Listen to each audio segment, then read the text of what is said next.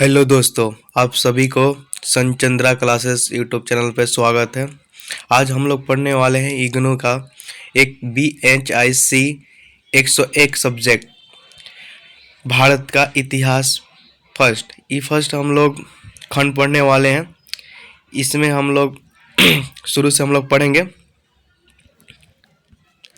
तो आप देख सकते हैं कि हिस्ट्री में जितने भी ये इतिहासकार हैं उनके द्वारा ये इतिहास लिखा गया है और हम लोग इसे शुरू से ही पढ़ेंगे, एकदम विस्तृत तरीक़ा से पढ़ेंगे अध्ययन, जो हमारे एग्ज़ाम की दृष्टि से बहुत महत्वपूर्ण होने वाला है।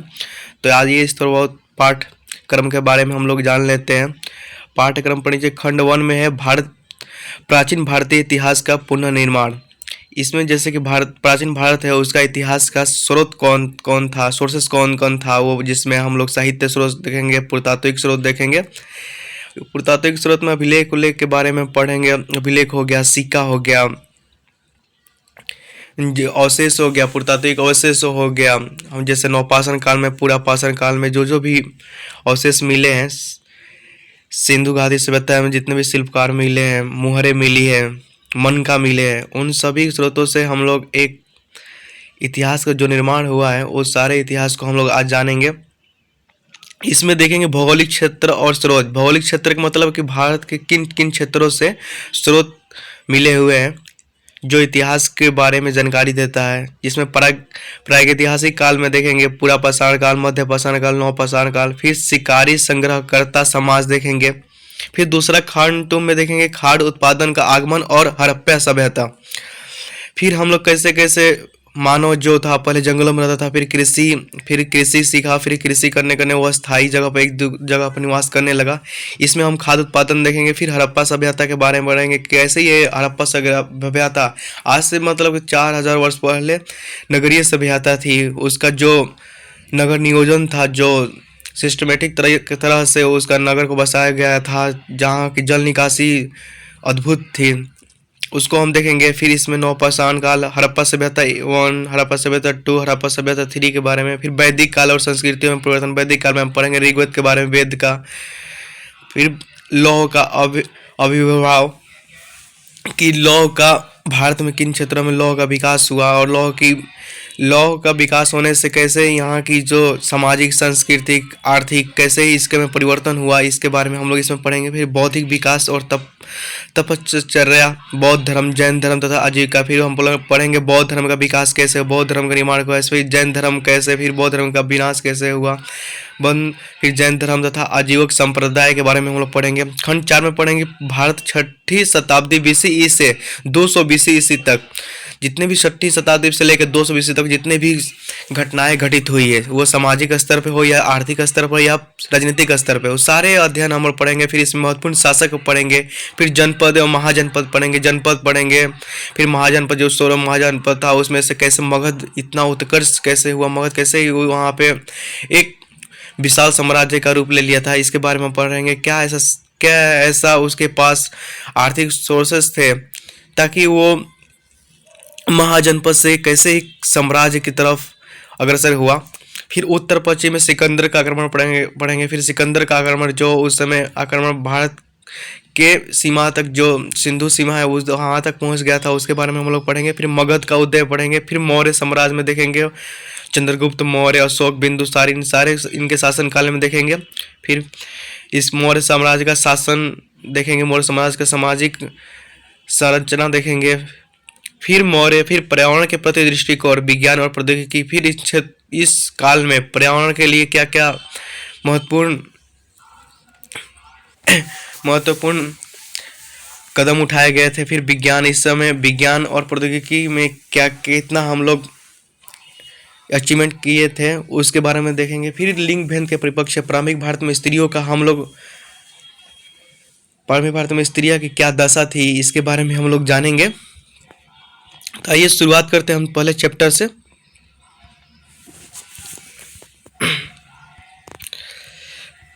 देखिए थोड़ा बहुत इतिहास के बारे में हम लोग जान जाते हैं कि इतिहास आखिर हम लोग पढ़ते क्या है। इतिहास जो है हमारे बीते हुए अतीत की घटनाओं, जैसे सामाजिक, आर्थिक, सांस्कृतिक घटना घटित हुए, उसके बारे में जानकारी देता है इतिहास।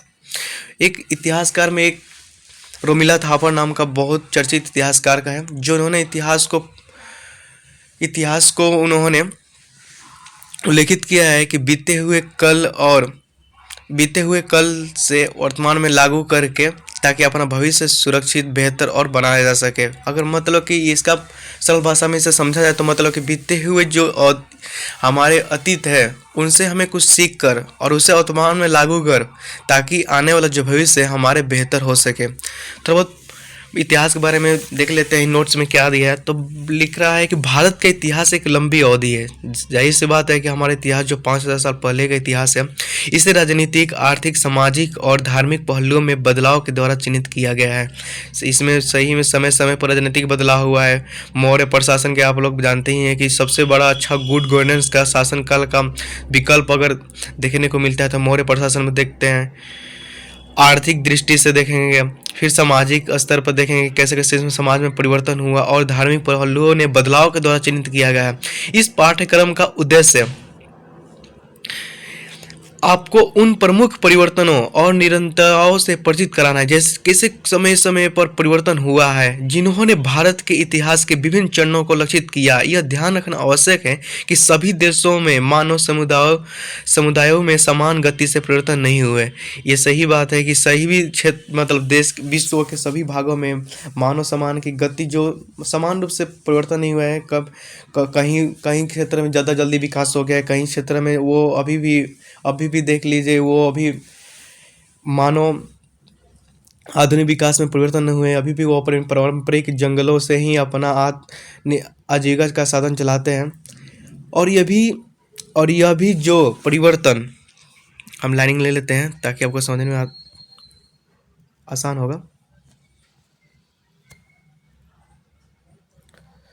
होगा कि भारत में जो भी महत्वपूर्ण परिवर्तन हुए हैं वो अन्य जैसे चीन या यूरोप के इतिहास में हुए परिवर्तनों के इसको पतला कर लेते हैं ताकि बहुत मोटा इसमें दिखाई नहीं दे रहा है।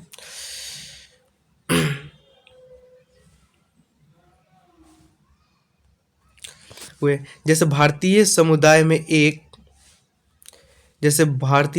में एक महत्वपूर्ण परिवर्तन हुआ जब मानव ने शिकारी जीवन तथा अन्न संग्रह करके गुजारा करने की स्थिति से पशुपालन और कृषि के जीवन में प्रवेश किया। जैसे कि पहले आरंभिक काल में मानव जो है जंगलों में रहता था, फिर जंगलों से ही जंगलों के फलों उत्पाद जड़ कंद मूलों खाकर वो अपना जीवन निर्वाह करता था। फिर धीरे धीरे वो पशुपालन की ओर अग्रसित हुआ, फिर पशुपालन किया, फिर उसने कृषि की शुरुआत की। कृषि शुरुआत करने से उनके जीवन में अमूलचूल परिवर्तन हुआ। वह अब अस्थायी जीवन, पहले भटकता हुआ मतलब कि एक जगह से दूसरे जगह अपने भोजन के शिकार में वह एक दूसरे जगह भटकता था तथा उनके अस्थायी जीवन नहीं थी। जैसे ही कृषि की शुरुआत करने लगा मानो, तो फिर उन कृषि की शुरुआत से अस्थायी एक जगह रहने के लिए उनको मजबूर कर दिया, ताकि अगर मान चले कृषि करते हैं तो कृषि का फसल जो होती है उसको रक्षा करने के लिए आपको जानवरों से एक जगह अस्थायी होना पड़ेगा। इसलिए इस तरह मानव एक अस्थायी की ओर अग्रसर हुआ। इसी के आगे एक चरण में राज्य संगठन का उदय हुआ। यह परिवर्तन अन्य कई समाजों में भी भिन्न कालों में दिखाई पड़ते हैं, लेकिन इन सामान्य परिवर्तनों में हर समाज में सूक्ष्म अंतर भी मिलते हैं।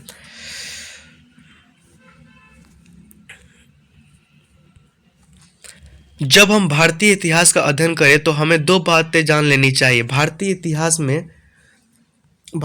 इतिहास में परिवर्तन के प्रमुख चरण कौन कौन से थे और ये कैसे हुए। भारतीय इतिहास के परिवर्तन, जैसे कि भारतीय इतिहास में परिवर्तन के प्रमुख चरण मतलब प्रमुख काल कौन कौन सा रहा तथा ये कैसे परिवर्तन हुए, इसका परिवर्तन करने के क्या क्या फैक्टर थे। भारतीय समाज में अन्य समाजों से भिन्न भिन्न कही जाने वाली कौन सी विशिष्ट संस्थाएं और सांस्कृतिक तत्व है। जब हम प्राचीन काल के इतिहास में बात करते हैं तो हमें अपने इतिहास के मध्यकालीन, आधुनिक आदि के अन्य कालों की धारणा का संकेत कर रहे हैं। इस पाठ्यक्रम को पूरा करने के बाद आप मध्यकालीन इतिहास तथा आधुनिक इतिहास के बारे में पढ़ेंगे। अभी आपको मन में यह प्रश्न कौन रहा होगा कि प्राचीन इतिहास से हमारा क्या अभिप्राय है और साथ ही इस प्रकार के विभाजन के पीछे अंतर का क्या आधार है। वे कौन से तत्व या प्रवृत्तियाँ है जो हमारे प्राचीन को हमारे इतिहास के अन्य युगों से अलग करती है? सच्चाई तो यह है कि इस प्रश्न का उत्तर दे देना इतना सरल नहीं है। वास्तव में हमारे देश के इतिहास को 3 युगों में विभाजित करने के पीछे यूरोपीय इतिहास लेखन का प्रभाव रहा है। हालांकि यह काल विभाजन निराधार नहीं है, लेकिन आज तक इतिहासकार इस प्रश्न पर तर्क करते दिखाई देते हैं कि कौन सा युग कब समाप्त हुआ और कौन सा। जैसे कि आप सभी को मालूम है कि इतिहास को हम लोगों ने 3 वर्ग में बांटा गया है, जैसे प्राचीन काल, मध्यकालीन, आधुनिक भारत। इसलिए इस इतिहास को बांटा गया है। जैसे प्राचीन काल में जो एक तरह के सामाजिक इतना अमूलचूल परिवर्तन के बाद प्राचीन काल हुआ। फिर अमूलचूल, जैसे प्राचीन काल में हम लोग देखेंगे कि इसमें ऋषियों का उद्भव, हिंदू, जैसे कि एक इतिहासकार है उसने प्राचीन काल को हिंदू संप्रदाय में बांटा, मध्यकालीन को मुस्लिम संप्रदाय में बांटा, फिर जैसे कि आधुनिक भारत को ईसाई संप्रदाय में बांटा। ये एक सांप्रदायिक आधार पर उन्होंने अपना इतिहास को बांटने का कार्य किया। तो देखेंगे कि कैसे क्या ऐसे में इतिहास में प्राचीन काल में क्या ऐसे सामाजिक महत्व हुए हैं कि जो, और मध्यकालीन में क्या ऐसी घटनाएं घटित हुई है कि इसको 3 भागों में हम लोग को विभाजित करना पड़ा।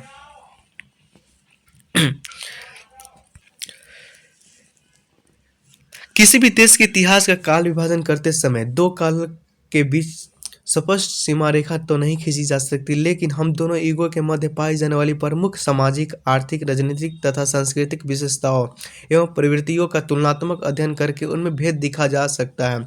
इस रूप में उन्हें अलग कर सकते हैं। इस प्रकार इतिहासकारों ने यह महसूस किया कि ऐतिहासिक प्रक्रियाओं और संस्थाओं के कारण हमारे इतिहास में प्राचीन काल के निर्धारण हो पाया। छठी शताब्दी 7वीं शताब्दी ईस्वी से ही इसमें परिवर्तन प्रारंभ हो गए थे। हालांकि कभी भी पूर्ण रूप से युगों के बीच स्पष्ट विभेद नहीं हो पाया। पुराना युग समाप्ति की ओर बढ़ा और साथ ही नए युग का प्रारंभ उसमें पहले से ही शामिल हो गया। उदाहरण के लिए राजनीतिक संगठन या गणतांत्रिक रूप से उत्तर भारत के विभिन्न भागों में गुप्त वंश तक प्रचलित तथा 4वीं शताब्दी ईस्वी से लुप्त हो गया। ये सारे इतिहास के बारे में बताया है, मतलब कि संक्षेप में बताया कि कैसे कैसे परिवर्तन हुआ है। ये हमारे इतिहास के लिए तो सही है, एग्जाम के दृष्टिकोण से इतना महत्वपूर्ण नहीं है। थोड़ा बहुत देख लेते हैं, इसे देख लीजिएगा आप थोड़ा बहुत। इसमें इसके संक्षिप्त में दिया है, इसको विस्तृत तरीका से हम लोग इसके चैप्टर में पढ़ने वाले हैं, तो इसको हम लोग पाठ में पढ़ने वाले हैं। थोड़ा बहुत आप लोग देख लीजिएगा। तो हम शुरुआत करेंगे चैप्टर से।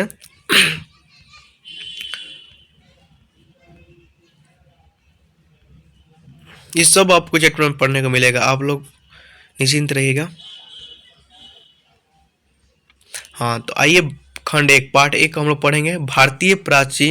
प्राचीन भारतीय इतिहास का पुनर्निर्माण। ऐसा क्या क्या साधन से सोर्सेस के हमारे प्राचीन भारतीय इतिहास का निर्माण किया गया है, उन्हीं के बारे में पढ़ेंगे। थोड़ा बहुत इसको चैप्टर को थोड़ा बहुत डिवाइड किया गया है छोटे छोटे खंडों में, उसको हम लोग देख लेते हैं। पहले इकाई की रूपरेखा इसमें देखेंगे, भौगोलिक क्षेत्र और स्रोत। भौगोलिक क्षेत्र स्रोत में देखेंगे उद्देश्य इसका, फिर प्रस्तावना देखेंगे, फिर भौगोलिक क्षेत्र देखेंगे, फिर विशिष्ट प्रमुख भौगोलिक इकाइयाँ, इतिहास के क्षेत्रों के उदय की असमान प्रक्रियाएं देखेंगे, क्षेत्रों की प्रकृति, प्राचीन भारतीय इतिहास के अध्ययन के स्रोत देखेंगे। इसमें साहित्यिक स्रोत देखेंगे, पुरातत्व के देखेंगे, विदेशी वृत्तांत, जैसे भी जितने भी समय काल में विदेशी यात्री आए हैं और यहाँ आकर इन्होंने प्राचीन भारतीय इतिहास को अपने साहित्य में, अपने वृत्तांत में इसका उल्लेखित किया है, उसके उन सारे यात्रा वृत्तांत को हम लोग पढ़ेंगे। फिर इसमें संरांश देखेंगे, फिर इसका शब्दावली देखेंगे, फिर बोध प्रश्नों के उत्तर भी देखेंगे, फिर उद्देश्य इसका उद्देश्य हम लोग ये जो चैप्टर पढ़ेंगे इसका उद्देश्य क्या है, आखिर इसका निष्कर्ष क्या निकलेगा, यह हम लोग देखेंगे इसमें। इस इकाई को पढ़ने के बाद आप जानेंगे कि किसी देश के इतिहास के अध्ययन में उसकी भौतिक विशेषताओं की समझ क्यों आवश्यक है। ये बोल रहा है कि अगर किसी देश के इतिहास के बारे में आप लोग जानेंगे तो इसमें भौतिक विशेषताओं के क्या योगदान रहा है, क्या उसका योगदान रहा है, क्या उसका महत्वपूर्णता होती है, जो भौतिक विशेषताएं होती है। हम इतिहास के छात्रों के रूप में भौतिक विशेषताओं को कैसे देखते हैं? हम अगर छात्र हैं तो इन भौतिक विशेषताओं को हम लोग कैसे देखेंगे, किस दृष्टि से देखेंगे, हमारा दृष्टिकोण क्या होगा इन भौतिक विशेषताओं को देखने के लिए? प्राचीन भारतीय इतिहास के पुनर्निर्माण के लिए विभिन्न प्रकार के स्रोत क्या है? जो प्राचीन भारतीय इतिहास है, जो हमारे 20 लाख वर्ष पूर्व से लेके 700 ईस्वी तक जो इतिहास इतने जो लिखा गया है, इनका किस माध्यम से, आखिर क्या वो सोर्सेस रहा है कि हम लोग इतिहास को इसको पुनर्निर्माण किए हैं? उस सोर्सेस के और इन स्रोत के बारे में हम लोग जानेंगे, तथा साहित्यिक स्रोतों के उपयोग से जुड़ी समस्याएं तथा उन जो साहित्यिक स्रोत जो मिली है उनसे जुड़ी समस्याएं, जैसे कि हमारे पांडुलिपि मिले थे कहीं कहीं मंदिरों या बिहार से जो पांडुलिपि प्राप्त हुई, कहीं उसमें से असप स्पष्ट रूप से उसमें स्पष्ट रूप से उन्हें लिखित मतलब कि कहीं कहीं जली हुई प्राप्तियाँ मिली है, लिपियाँ मिली है, लिपियों को अच्छी तरीके से हम लोग पढ़ भी नहीं पाते हैं। वही समस्याएं आज भी बनी हुई हैं। फिर इसमें प्रस्तावना देखेंगे कि इस प्रस्तावना में क्या लिखा है। बिना भूगोल के इतिहास प्राय अधूरा रहता है। अगर आप लोग सही बता ये सही लिखा हुआ है, जैसे कि आप समझते हैं कि अगर इतिहास कहीं का लिखा हुआ है तो वो भौगोलिक क्षेत्र पे ही इतिहास घटित होता है। अगर वो भूगोल को उसमें से हम लोग हटा दे तो भी इतिहास प्राय अधूरा रह जाएगा। फिर हम लोग किसी अगर मान चले कि पानीपत के युद्ध के हम लोग जानते हैं कि मुगल सम्राट बाबर और इब्राहिम लोदी के बीच लड़ा गया था, लेकिन उसका जो ऐसा उस भौगोलिक क्षेत्र में से क्या थी कि जो वहीं पानीपत का युद्ध घटित हुआ। पानीपत का एक तो भौगोलिक अपनी पहचान है। ऐसे ही ये बोल रहा है कि अपने एक प्रमुख तत्व से वंचित हो जाता है, यानी भूभाग भूमंडल की अवधारणा के अभाव में इतिहास अपने लक्ष्य से भटक सकता है। यही कारण है कि इतिहास को मानव जाति के इतिहास और पर्यावरण के इतिहास दोनों ही रूपों में देखा जाता है। इन दोनों को अलग करना कठिन है। मानव इतिहास और पर्यावरण का इतिहास दोनों ही परस्पर एक दूसरे को प्रभावित करते हैं। जैसे कि मानव के इतिहास और पर्यावरण से हम सभी को पता है कि हमने अपनी ज़रूरतें आवश्यकताएं भौतिक अवशेषों से ही प्राप्त करते हैं, उनसे दोहन करते हैं, उनसे परस्पर हम लोग जैसे कि भोजन का हुआ, बहुत सारे वैसे भौतिक अपनी ज़रूरतें पूरा हम लोग पर्यावरण एवं भौतिक भौतिक कारकों से पूरा करते हैं। मनुष्य और प्रकृति के बीच पारस्परिक आदान प्रदान बहुत समय पहले से शुरू हुआ, जहां प्रत्येक ने दूसरे को प्रभावित किया। भारतीय उपमहाद्वीप में रेगिस्तान से लेकर उच्च वर्षा के क्षेत्र और विशाल जलोढ़ मैदानों इलाकों से लेकर ऊंचे पहाड़ों और चट्टानी पठार भूमियों तक विविध परिस्थितियाँ हैं। जैसे आप भारत की भौगोलिक संरचना को देखेंगे कि तो पश्चिम भारत में जो राजस्थान के क्षेत्र है वहाँ पे आपको रेगिस्तान का देखने को मिलेगा। फिर यहीं हम लोग पूर्वोत्तर भारत में जाएंगे तो यहाँ पर्वत पहाड़ियाँ, मेघालय जैसे क्षेत्र में 200 सेंटीमीटर 200 सेंटीमीटर से अधिक वर्षा होता है। तथा हम लोग मध्य भारत देखेंगे, ऊंचे ऊंचे पहाड़ों देखेंगे, जलोढ़ मैदान जो उत्तर भारत का मैदान है, जो गंगा ब्रह्मपुत्र सिंधु के नदियों से निर्मित जो जलोढ़ मैदान है, जहाँ कृषि के लिए बेहतर उपजाऊ मिट्टिया का योगदान है, उसको हम लोग देखेंगे।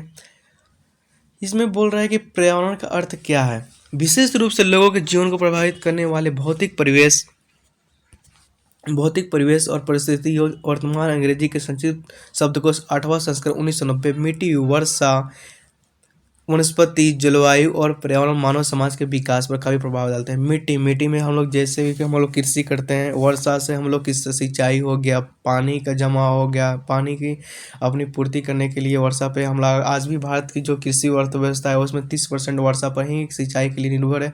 वनस्पति का देखे लेंगे, वनस्पति से हम लोग को विभिन्न औषधियाँ मिल जाती है, प्राप्त हो जाती है, लकड़ियाँ मिल जाती है। जैसे जलवायु पर्यावरण मानव समाज के विकास पर क्या प्रभाव डालते हैं। इस इकाई के बाद का हिस्सा विभिन्न प्रकार के स्रोतों का परिचय देता है जो इतिहासकार अतीत के पुनर्निर्माण के लिए उपयोग करते हैं। 3 प्रकार का मुख्य स्रोत है, जिसमें साहित्यिक देखेंगे, पुरातात्विक देखेंगे, विदेशी विद्वान देखेंगे।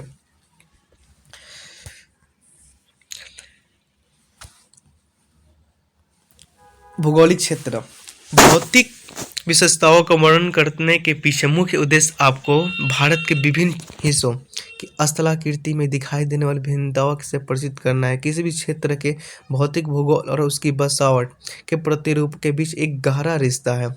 भू आकृतिक लक्षणों के आधार पर उपमहाद्वीप को 3 भागों में बांटा जा सकता है, जैसे हिमालय के पर्वतीय प्रदेश उत्तर भारत का, फिर सिंधु गंगा के मैदान, फिर प्रदीपीय भारत जो दक्षिण भारत है। ये मतलब कि भौतिक जो भौगोलिक दशा है इनको विभिन्नता के आधार पर इन्हें 3 वर्गों में बांटा जाता है। भारत की जो भौगोलिक संरचना है वो बात वैसे तो हम लोग 5 भागों में बांटते हैं, जैसे कि उत्तर भारत के पर्वतीय, फिर इधर हम लोग थार मरुस्थल को, फिर तटीय मैदान को देखते हैं, फिर हम लोग भारत के द्वीपीय द्वीपीय देखते हैं, द्वीप देखते हैं। यह माना जाता है कि हिमालय जो पर्वत पृथ्वी की सबसे अंतर्भव वह पर्वत श्रृंखला है। हिमालय की पर्वतीय श्रृंखलाएं के अपक्षय और भूमि कटाव के कारण जलोढ़ यानी कछाड़ मिट्टी का निरंतर बहकर भारी मात्रा में मैदानी क्षेत्रों में आती है। हिमालय की बर्फ को पिघलते रहने से सिंधु, गंगा, ब्रह्मपुत्र इन तीनों बड़ी नदियों से निरंतर जल प्रवाह बना रहा है। ये बोल रहा है जो हिमालय हमारा पर्वत है वहाँ से जितनी भी नदियाँ निकलती है, जैसे सिंधु हो गई, गंगा, ब्रह्मपुत्र हो गई, वो नदियाँ वहाँ से निकलने के बाद अपने मार्ग में जितने भी अवसाद थे, अवसाद अपने मार्ग में लाती है अपवाह तंत्र के द्वारा। फिर वो जो अवसाद है वो कहीं ना कहीं इसको जमाव करती है। इन जमाव से जो भारत का उत्तर भारत का जो जलोढ़ीय मैदान, जो उत्तर भारत का मैदान है, उस मैदान का निर्माण हुआ है जो कृषि के लिए बहुत महत्वपूर्ण है। सिंधु के मैदान में भारतीय उपमहाद्वीप की पहली सभ्यता का विकास हुआ। जो सिंधु का क्षेत्र है वहाँ हम लोग देखेंगे कि सिंधु का जो क्षेत्र है वहाँ पे सिंधु घाटी, जिसमें मोहनजोदारो हो गया, हड़प्पा हो गया, उन क्षेत्रों में जितने भी प्रमुख स्थल मिले हैं वहाँ पे पहले ही सभ्यता का विकास हुआ। जबकि गंगा के मैदान में पहले ही 7 शताब्दी BC नगरीय जीवन, राज्य, साम्राज्य और साम्राज्य संबंधी ढांचे का पोषण और विकास हुआ। आप जितने भी देखेंगे, आप जितने भी नगर देखेंगे वो कहीं ना कहीं किसी नदी के किनारे पर ही फला फूला है। नदी के किनारे पे इसलिए फला फूला है कि उस समय की जो हमारी अर्थव्यवस्था था कृषि अर्थव्यवस्था थी। कृषि अर्थव्यवस्था थी तो हम लोग की सिंचाई करने के लिए जल का आवश्यकता होती थी। फिर परिवहन के लिए, नदियों के द्वारा परिवहन के लिए हम लोग की जल की आवश्यकता होती थी। इसलिए जितने भी आप लोग प्राचीन काल में जितने भी नगर देखें वो किसी न किसी नदी के तट पे ही वो फला फूला है तथा विकसित हुआ है। उत्तर भारत के मैदान में प्रदीपीय भारत एक विशाल मध्यवर्ती क्षेत्र है जिससे मध्य भारत कहा जा सकता है, अलग करता है। यह मध्यवर्ती क्षेत्र गुजरात से लेकर पश्चिम ओडिशा तथा लगभग 1600 किलोमीटर फैला हुआ है। राजस्थान के अरावली पहाड़ियाँ सिंधु के मैदानों को प्रदीप से अलग करते हैं। जो गुजरात के पालनपुर से स्टार्ट होकर दिल्ली तक जो अरावली पहाड़ियाँ विस्तृत है वो प्रदीपीय से अलग करता था। मध्यवर्ती क्षेत्र में विंध्याचल जो मध्य प्रदेश का जो भाग है, सतपुड़ा के पर्वत श्रेणियों से छोटा नागपुर का पठार जो झारखंड के, जो बिहार, पश्चिमी बंगाल, उड़ीसा, झारखंड और छत्तीसगढ़ के कुछ क्षेत्रों तक फैला है। मध्यवर्ती क्षेत्र या मध्य भारत के दक्षिण सिरे पर वह भू रचना शुरू होती है जिसे प्रदीपीय भारत कहा जाता है। मध्यवर्ती क्षेत्र या मध्य भारत के दक्षिण सिरे वो भू रचना शुरू होती है जिसे प्रदीपीय भारत कहा जाता है। जो मध्य प्रदेश के निचला स्तर जो इसमें हम लोग महाराष्ट्र राष्ट्र को देखते हैं, ये प्रदीपीय भारत का हिस्सा हो जाता है। इसमें 4 प्रमुख नदियाँ हैं जो बंगाल की खाड़ी में गिरती है। ये नदियाँ हैं महानदी, गोदावरी, कृष्णा और कावेरी। ये जो 4 नदियाँ हैं इनका बहुत बड़ा योगदान रहा इन क्षेत्रों में। इन नदियों के कारण इस पठारी क्षेत्र में जलोढ़ मैदान बने। इन मैदानी तथा नदियों के दहानों के मूल आवास क्षेत्रों का विकास हुआ। जो इन नदियों इन भागों से गुजरी है उन नदियों के जो जहाँ वो समुद्र मिलती है उन समुद्र में मिलने से पहले उन्होंने एक डेल्टा का विकास किया है तथा जो प्राचीन काल से प्रारंभ होकर मध्यकाल से होते हुए आधुनिक काल तक निरंतर बहती रही।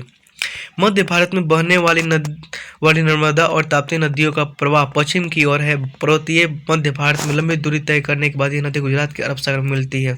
ये जो नदियाँ है यह भ्रंश घाटियों से होकर बहती है। तो इन भ्रंश घाटी से बहने के उपरांत इन नदियों से कोई मैदान उतना चौड़ा मतलब विस्तृत रूप से मैदान का निर्माण नहीं कर पाती है। यह डेल्टा नाव के एस्चुरी का निर्माण करती है। उपमहाद्वीप के इस भाग की प्रमुख विशेषताएं दक्कन का पठार है।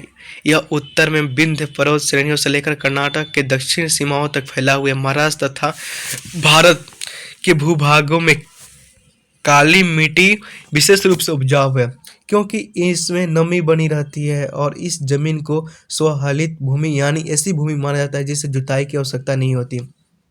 जैसे काली मिट्टी की क्या विशेषता है ना, कि अगर काली मिट्टी में बारिश हुई, बारिश के दौरान पूरा मिट्टी गीली पड़ जाती है, और जैसे ही बारिश खत्म होती है, धूप होता है, तो वो ऐसे मिट्टी में दरारें आ जाती है, जिससे लगता है कि इसकी कोई मिट्टी को जुताई किया गया है, ऐसी दरारें फट फट जाती है। इसलिए यहाँ पे जैसे कि जुताई की इसमें आवश्यकता नहीं पड़ती, और इसकी जो जल क्षमता है वो भी अधिक होती है। इसमें इस भूमि में हम लोग भूमि में कपास, ज्वार, मूंगफली और तिलहन की अच्छी फसल देती है। काली मिट्टी में अगर पूछ दे कोई सवाल कि काली मिट्टी में विशेष फसल किस फसल का अधिक उत्पादन होता है, तो उसमें हम लोग कपास, ज्वार, मूंगफली और तिलहन की अच्छी कृषि की जा सकती है। पश्चिम और मध्य भारत में प्रारंभिक कृषि संस्कृति ताम्रप्रशन संस्कृति इसी क्षेत्र में उदित हुई। जो ताम्रप्रशन संस्कृति है, जो तंबा का जो पहला धातु हम लोग मानवों ने पहली धातु का उपयोग किया था, वह तंबा ही था। इन्हीं ताम्रप्रशन संस्कृति इसी क्षेत्र में उद्भव हुआ था। विशिष्ट विशेष प्रमुख भौगोलिक इकाइयाँ। अभी तक हमने मोटे तौर पर भौगोलिक विभाजनों की विशेषताओं का सामान्य आधार पर विवेचना किया है।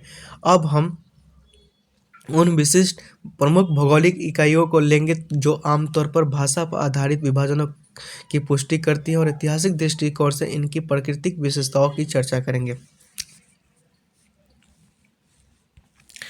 हिमालय की पश्चिमी सीमा प्रदेश। हिमालय पर्वतों के तीन प्रमुख जो हिमालय है हमारा, इन्हें तीन प्रमुख भागों में बांटा जा सकता है, जैसे पूर्वी हिमालय, पश्चिमी हिमालय और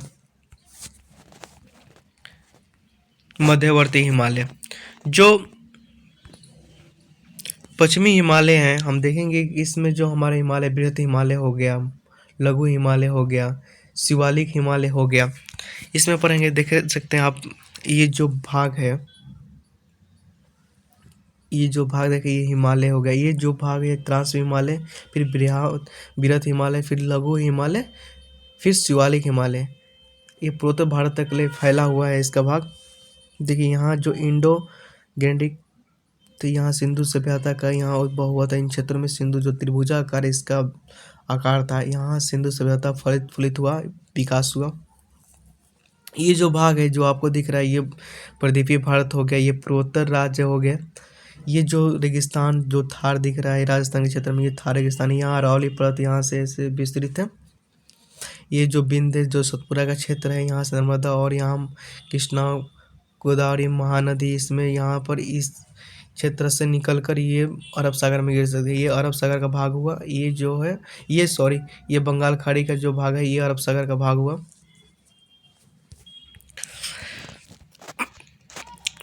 पूर्वी हिमालय पर्वत श्रृंखला ब्रह्मपुत्र के पूर्व में उत्तर दक्षिण दिशा में असम से लेकर दक्षिण चीन तक फैली है। जो पूर्वी हिमालय का क्षेत्र का जो भूभाग है वह उत्तर दक्षिण दिशा से लेकर असम से लेकर दक्षिण चीन तक फैली हुई है।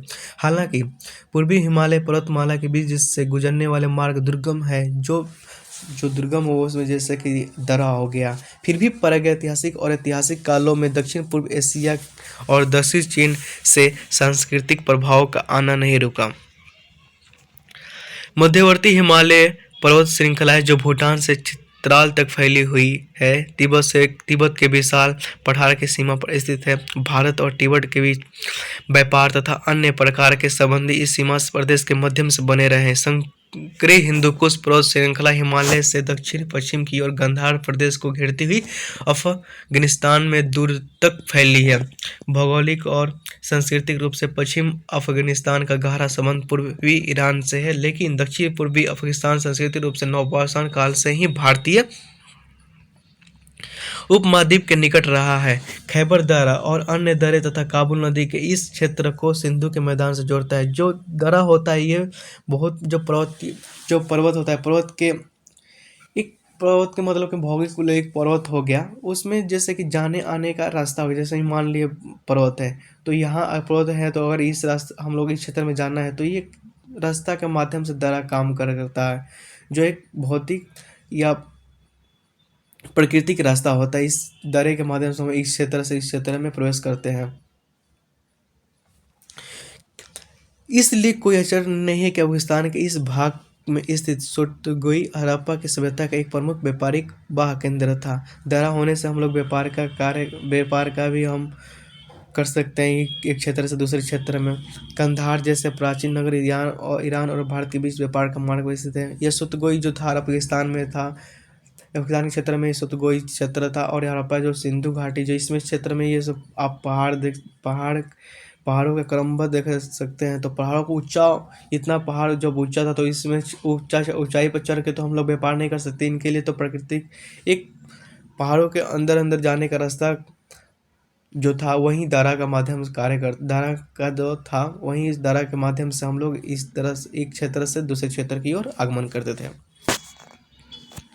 वे सभी प्रमुख मार्ग जो अफगानिस्तान से होकर भारत के मैदान के ईरान और मध्य एशिया से जोड़ते हैं, गोलमल, बोलन और खैबर दर्रा से होकर जाते हैं। अगर ईरान हम लोग को जाना था तो बोलन दर्रा से होकर हम लोग भारतीय महाद्वीप से ईरान की तरफ अगर आगमन करते थे। इतिहास कालों अथवा उससे भी पहले से व्यापारी हमलावर और विविध सांस्कृतिक प्रभाव इन सभी प्रमुख मार्गों से होकर भारत आते रहे। यूनानी, कुषाण, हुन आदि इन मार्गों से भारत आए। बौद्ध धर्म और भारतीय संस्कृति अन्य प्रभाव अफगानिस्तान और मध्य एशिया तक इन्हीं दरों के माध्यम से पहुंचा। जितने भी प्राचीन काल में आक्रमण हुए, जैसे यूनानी हुए, शक हुए, कुषाण हुए, हुन आए, इन्हीं दरे के माध्यम से उन्हें भारतीय उपमहाद्वीप में प्रवेश किए। ये रेनफल भारत में वर्षा का वितरण का ये जो मैप है दर्शाता है कि किन क्षेत्रों में अधिक वर्षा होता है, किन क्षेत्रों में कम वर्षा होता है। आप देख सकते हैं 200 सेंटीमीटर से अधिक रेनफॉल आप देख सकते हैं ये पूर्वोत्तर भारत के क्षेत्र का। फिर ये पश्चिमी घाट हो गया। और बिलो जहाँ 20 सेंटीमीटर से कम वर्षा होता है भारत के वो क्षेत्र, जैसे ये जो आप रेगिस्तान देख रहे हैं थार, इन क्षेत्रों में 20 सेंटीमीटर से भी कम वर्षा होते हैं। फिर यहाँ जो भारत का वन प्रणाली है उसको इसमें दर्शाया गया है। फॉरेस्ट को दर्शाया गया है किन क्षेत्रों में ज़्यादा वन सघन है, इस मैप में दर्शाया गया है। अब इसमें देखेंगे सिंधु के मैदान के, देखेंगे इन दरों से निकलने वाली ये मार्ग सिंधु के उपजाऊ मैदानों की तरफ ले जाते हैं। इस मैदानी क्षेत्र के दो भागों में बांटा जा सकता है, पंजाब और सिंध। पंजाब इस समय भारत और पाकिस्तान के बीच अविभाजित का शाब्दिक अर्थ है 5 नदियों की भूमि। पंजाब जैसे कि रावी, व्यास, चेनाब, झेलम और सतलुज, 5 नदियों की भूमि को हम लोग पंजाब को नाम से जानते हैं। इन क्षेत्रों में रावी जैसी, ब्यास, चिनाब, झेलम और सतलुज जैसी नदियां प्रवाहित होती थी। विस्तृत जलोढ़ मैदान के बीच में बहने वाली सिंधु नदी का 5 सहायक नदियों ने इन क्षेत्रों को उपमहाद्वीप या बहुधान्य प्रदेश बना दिया। जो सिंधु नदी के ये 5 सहायक नदियां हैं, पंजाब विभिन्न संस्कृतियों का मिलन स्थल और उनके परस्पर एकीकृत होने का स्थान रहा है। सिंधु घाटी का निचला क्षेत्र और दहाता मिलकर सिंधु प्रदेश का निर्माण करते हैं। सिंधु प्रदेश सिंधु नदी का प्रदेश है और बड़ी मात्रा में चावल और गेहूं उत्पन्न होता है। जाहिर सी बात है कि जलोढ़ मैदान है, अभी नवीन मिट्टियाँ हैं, उसमें बहुत सारे पोषक तत्व होंगे, न्यूट्रिएंट्स होंगे, नाइट्रोजन की मात्रा अधिक होगी, तो उसमें अपने कृषि आप कर सके अधिक मात्रा में उत्पादन कर सकते हैं। इन क्षेत्र में चावल और गेहूं का उत्पादन करता है। जैसे कि पहले कहा जा चुका है कि सिंधु मैदान में 3री शताब्दी बीसी के उत्तरार्ध और दूसरा शताब्दी बीसी के पूर्वार्ध के दौरान भारतीय उपमहाद्वीप पहली नगरीय संस्कृति पनपी। इनके 2 प्रमुख नगर हड़प्पा और मोहनजोदड़ो क्रमशः पंजाब, पाकिस्तान और सिंध में ही स्थित है। गंगा के उत्तरी भारत। गंगा के मैदान के क्षेत्र को 3 उप क्षेत्रों में बांटा जा सकता है, ऊपरी क्षेत्र, मध्य क्षेत्र और निचला क्षेत्र। पश्चिम और उत्तर प्रदेश के ऊपरी मैदान क्षेत्र का अधिकांश दोआब का इलाका शामिल है। इन संघर्ष सांस्कृतिक संश्लेषण का क्षेत्र रहा है। हड़प्पा संस्कृति के इस क्षेत्र तक फैले होने का बहुतायत में साक्ष्य उपलब्ध कराए हुए इन क्षेत्रों में चित्रित धूसर मृदभाम संस्कृति केंद्र भी था। उत्तर वैदिक काल में हलचल बड़ी गतिविधियों का केंद्र थी। प्रयागराज प्राचीन प्रयाग दोआब का सीमा पर गंगा यमुना नदियों के संगम पर स्थित था। गंगा मैदान का मध्य क्षेत्र पूर्वी उत्तर प्रदेश और बिहार तक फैला हुआ है। यह वही क्षेत्र है जहां प्राचीन कौशल, काशी और मगध स्थित थे। यह क्षेत्र शताब्दी बीसी ईस्वी से नगरीय जीवन, मौद्रिक अर्थव्यवस्था और व्यापार का केंद्र रहा।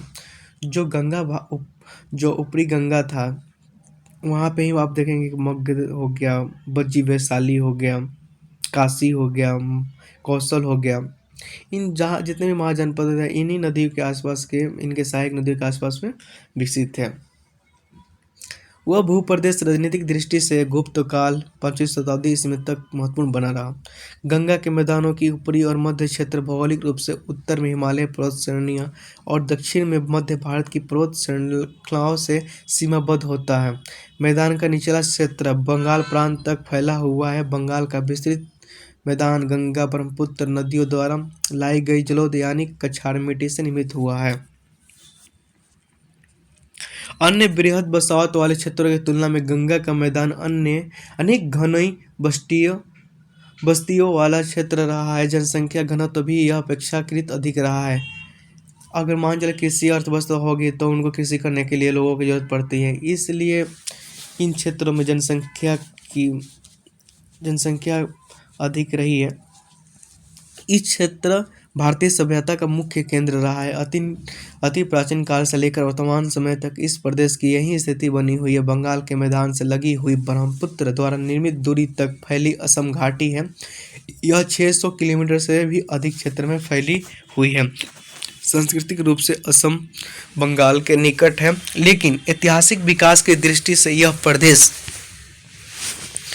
ओडिशा की तरह देश में विकास प्रक्रिया में आने वाला प्रदेश है। पूर्वी, पश्चिम और मध्य भारत, इसको देख लेते हैं। मध्य भारत एक पूरी तरह से भिन्न प्रकार का क्षेत्र है और उसमें कोई भी ऐसा विशेष स्थान नहीं है जिसे केंद्र स्थान पर मानकर बात की जा सके। अरावली पर्वत श्रृंखला के पूर्व में राजस्थान राज्य के दक्षिण पूर्व भाग में मालवा उप क्षेत्र का एक अंग है। इस प्रदेश की मिट्टी उपजाऊ है। जो इस क्षेत्र है अरावली पर्वत श्रृंखला से लेकर राजस्थान का, इन क्षेत्रों में उपजाऊ मिट्टी कम, इसलिए यहाँ सिंचाई के अभाव के बावजूद काफ़ी अच्छी फसलें हो सकती है। बिना सिंचाई के कम मात्रा में भी सिंचाई हो तो काम चल सकता है। इसे प्रदेश में ताम्रपाषाण युगीन बस्तियाँ काफ़ी संख्या में फैली हुई है। इसके भौगोलिक स्थिति को देखते हुए प्रतीत होता है कि यह प्रदेश हड़प्पाकालीन समुदायों और मध्य भारत तथा उत्तरी दक्कन के दूसरे ताम्रपाषाण युगीन समुदायों के बीच पुल के रूप में होगा।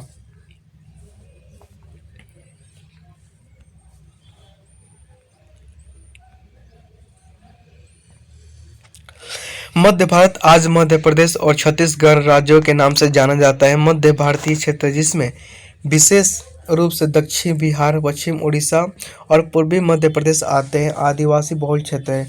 जो पश्चिम उड़ीसा हो, झारखंड हो गए, पूर्वोत्तर मध्य भारत, जो पूर्वोत्तर पूर्वी भारत है, उसमें उन क्षेत्रों में देखेंगे कि अभी भी भारत जितने भी उधर के निवासी है वो आधुनिक भारत जम्मू की धारा से अभी भी कटे हुए हैं। उनकी जितने भी आधुनिक भौतिक अवशेष है उनको पूरा नहीं हो पा रहा है। वो भी आज भी भौतिक अवशेषों, प्राकृतिक अवस्थाओं से जुड़े हुए हैं। इस प्रदेश के आदिवासी निकटवर्ती क्षेत्रों के सांस्कृतिक प्रभाव में आकर प्रारंभिक ऐतिहासिक कालों से यह कहे कि गुप्त काल से ही भारतीय समाज के प्रमुख जाति कृषक आधार वाले ढांचे से जुड़ते रहे। गुजरात मध्य भारत के पश्चिमी किनारे पर स्थित है। यह प्रदेश 3 प्राकृतिक भागों में बटा हुआ है: सौराष्ट्र अंतर, उत्तरी गुजरात, लॉर्ड, दक्षिणी गुजरात। गुजरात का मध्यवर्ती प्रदेश कठियावाड़ कहलाता है। इस प्रदेश का एक और प्राकृतिक भाग कच्छ के रण का निचला इलाका है। मानसून के दिनों में कच्छ का रण दलदली क्षेत्र में बदल जाता है। हालांकि गुजरात एक अलग थलग क्षेत्र प्रतीत होता है, किंतु वास्तव में यह हड़प्पाकालीन समय से ही निरंतर प्राचीन बस्तियों का क्षेत्र रहा है। जो गुजरात के क्षेत्र में आप देखेंगे कि यहाँ पे एक लोथल स्थल था जहाँ बंदरगाह के कार्य करता था। वहाँ से ईरान, मेसोपोटामिया सभ्यता से भी वहाँ पे व्यापार होता था इन लोथल बंदरगाह से। अपनी संरक्षित स्थिति और लंबी तट रेखा के कारण गुजरात 4000 वर्षों से अधिक समय से तटीय, समुद्री तटीय और विदेशी व्यापार का केंद्र भी रहा है। मध्य भारत पर्वतीय श्रृंखलाओं के पूर्वी छोर पर गंगा के दहाने के दक्षिण पश्चिम उड़ीसा के तटवर्ती मैदान है। समृद्धि कृषि आधार वाला उपजाऊ तटवर्ती मैदानों मानव गतिविधि का स्थल और सामाजिक सांस्कृतिक विकास का केंद्र रहा। उड़ीसा ने अपनी भाषाई और सांस्कृतिक पहचान देर से पहले शताब्दी से बना लिया था। प्राचीन प्रद्वीपीय भारत। प्रद्वीपीय भारत की सीमाएं इसको घेरने वाली तटवर्ती मैदानों और दक्कन के पठार के निर्धारित होती है। दक्कन का पठार 4 प्रमुख भागों में बांटा हुआ है। यह भाग महाराष्ट्र, आंध्र, तेलंगाना और कर्नाटक राज्यों से में पड़ते हैं। दक्षिण पश्चिम आंध्र के प्रारंभिक नवपाषाण युगीन लोगों ने अनुकूल व्यवहार नीति के रूप में पशु चारण को अपनाया, तो दक्कन ताम्रपाषाण युगीन मानव समुदायों ने कृषि को अपना उद्यम बनाया। सुदूर दक्षिण देख लेते हैं। दक्षिण में विस्तृत पूर्वी तटवर्तीय मैदान तथा इससे जुड़ी भीतर प्रदेश तमिलनाडु में आते हैं। कावेरी का मैदान और इसका दहाना इन क्षेत्रों का अधिकेंद्र है। इस क्षेत्र की नदियां मौसमी हैं। इस क्षेत्र की नदियां मौसमी होने का मतलब कि यह जहाँ मौसम मतलब कि बारिश के क्षेत्र में बारिश वर्षा के दौरान इस नदियों में पानी भर जाता है। इसलिए यहाँ के किसान पल्लव चोल कालों से ही सिंचाई के लिए तालाबों पर निर्भर रहते हैं। वो अपना जल जमाव सिस्टम को विकसित कर लिए थे। अगर मान चलिए कि मौसम के दिन में तो नदियों में पानी रहता है और बिना मौसम के दिनों में तो नदियों में पानी रहेगा नहीं रहेगा, तो फिर सिंचाई कैसे होगी। इसलिए इन जिन क्षेत्रों में जो शासक हुए उन्होंने तालाब का निर्माण कर लिया ताकि बिना मौसम के भी जहाँ बिन मौसम के दिनों में ही हम लोग सिंचाई कर सकते हैं। पश्चिम तटवर्ती मैदान में सुदूर दक्षिण में मलाबार यानी आज के केरल राज्य तक फैला हुआ है। केरल में धान तथा अन्य फसलों के अलावा काली मिर्च तथा अन्य मसालों का उत्पादन भी होता है। पश्चिम के साथ केरल इन मसालों का व्यापार उत्तर मौर्य काल से ही करता है। भूमि से अपेक्षाकृत अलग थलग केरल राज्य समुद्र की ओर पूरी तरह से खुला हुआ है। यह एक रोचक सत्य है कि भारत ईसाई प्रभाव के बाद मुस्लिम प्रभाव समुद्र के माध्यम से ही आया। ऐतिहासिक क्षेत्रों के उदय की असमान प्रक्रिया है। उन क्षेत्रों को देखेंगे कि जो समान रूप से उनका उदय नहीं हुआ, समान रूप से उनकी उदय हुआ, उसके बारे में देखेंगे। यह याद रखना चाहिए कि इतिहास में क्षेत्रों का उद्भव की प्रक्रिया असमान रही है। अनेक क्षेत्रों में सांस्कृतिक विकास का असमान प्रक्रिया तथा ऐतिहासिक शक्तियों का असमान विन्यास भूगोल से अत्यधिक प्रभावित रहा है।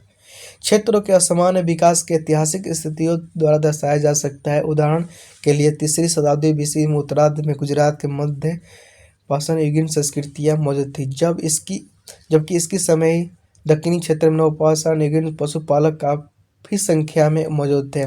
ध्यान देने योग्य तथा यह है कि अन्य क्षेत्रों की इन संस्कृतियों के युग में ही हड़प्पा जैसी विकसित सभ्यता विद्यमान थी। फलतः विकास के विभिन्न चरणों में क्षेत्र एवं संस्कृतियों के एक दूसरे से प्रभावित होने का प्रभाव मिलते हैं। ये सरल भाषा में ये बोल रहा है कि जितने भी क्षेत्र में जो भी बस्तियाँ स्थले विकास हुआ वो समान रूप से विकसित नहीं हुआ है। किन क्षेत्रों में विकास अधिक हो गया है, किन क्षेत्रों में अभी भी पिछड़ा हुआ है, समान रूप से विकास नहीं हुआ है।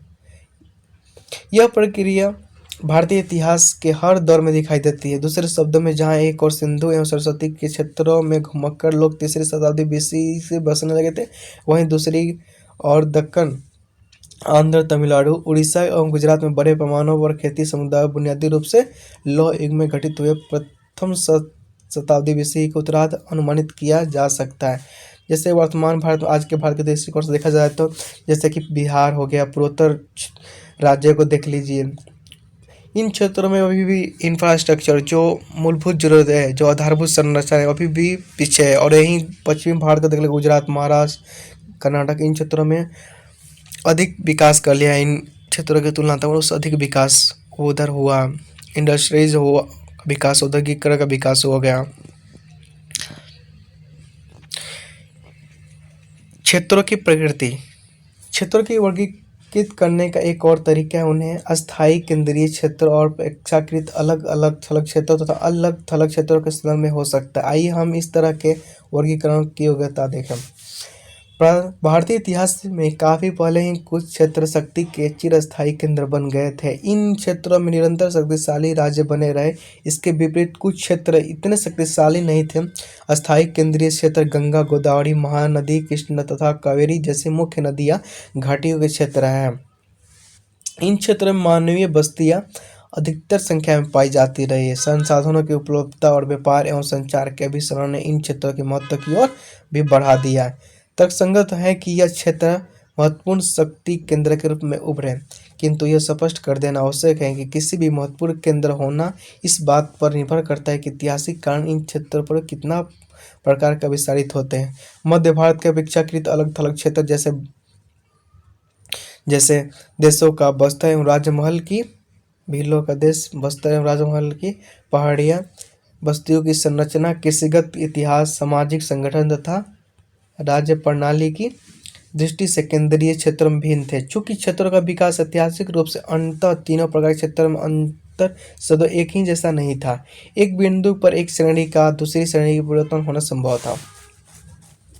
क्या भूगोल और पर्यावरण को किसी प्रमुख कारण के रूप में लिया जा सकता है? सभी प्राकृतिक क्षेत्र केवल संभावनाओं के क्षेत्र है और इन संभावनाओं को उनकी तकनीकी स्तर पर मानव हस्तक्षेप के माध्यम से साकार किया जा सकता है। अतः इतिहास के भौगोलिक नियतवाद का अर्थ में देखा नहीं जा सकता।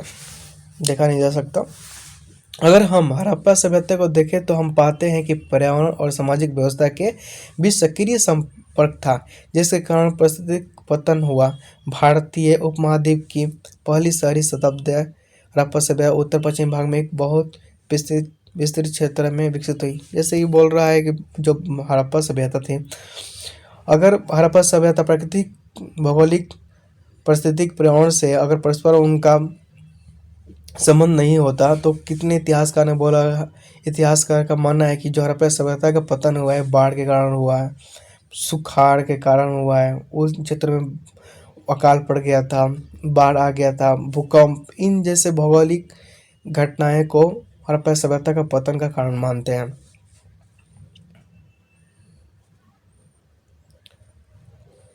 विद्वान इस सभ्यता के पतन के मुख्य कारणों में से एक कारण पारिस्थितिक असंतुलन के महत्व दे रहे हैं। एक लंबे समय से निरंतर मानव और पशु उपयोग द्वारा परिदृश्य बिगड़ गए निर्वाह आधार के घटने से सभ्यता की पूरी अर्थव्यवस्था पर दबाव पड़ा। यह शहरी योजना और लोगों के जीवन स्तर में क्रमिक गिरावट के परिलक्षित होता है। धीरे धीरे हड़प्पा वासी प्रमुख क्षेत्रों से बेहतर निर्वाह की संभावना वाली क्षेत्र चले गया।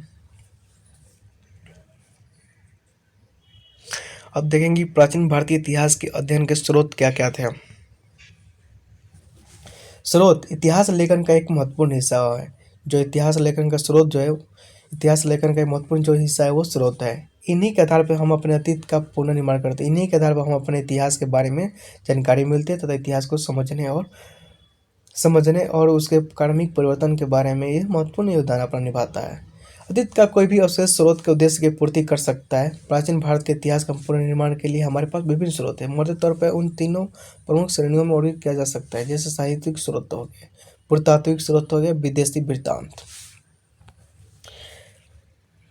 साहित्यिक स्रोत में हम लोग देखेंगे कि साहित्यिक स्रोत के अंतर्गत कौन कौन से स्रोत आते हैं। इसमें जैसे कि वैदिक में आ गए, बौद्ध में हो गए, जैन साहित्य, महाकाव्य, पुराण, संगम साहित्य, प्राचीन जीवनियाँ, कविता और नाटक शामिल किए जा सकते हैं। वैदिक में जितने भी वेद हो गए, उपनिषद हो गए, ऋग्वेद, अर्थवेद, सामवेद, यजुर्वेद, बौद्ध में जितने बौद्ध धर्म है उनसे जितने भी सारे ग्रंथ हुए, जैन साहित्य में जितने ग्रंथ हुए, महाकाव्य हुए जैसे रामायण महाभारत, पुराण हो गए, 18 पुराण हो गए, संगम साहित्य में जो संगम साहित्य जो दक्षिण भारत में संगम साहित्य उनके जो ग्रंथ हुए, प्राचीन जीवनियाँ उन समय जो जितने अपनी जीवनियाँ लिखे थे, आत्मकथा लिखते थे, कविता तथा नाटक शामिल किए जा सकते हैं।